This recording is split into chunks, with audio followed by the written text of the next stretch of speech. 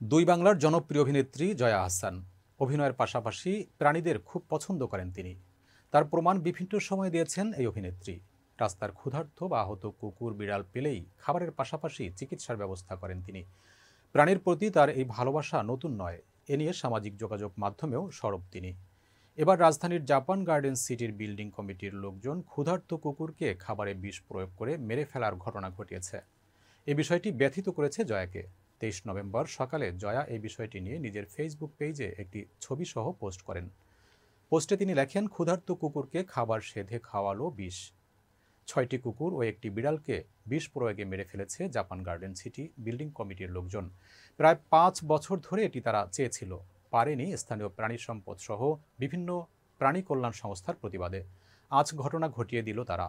জয়ার এই পোস্ট মুহূর্তেই ভাইরাল হয়ে যায়। এরপর অনেকেই এই ঘটনার সঙ্গে জড়িতদের বিচারের দাবি জানায়।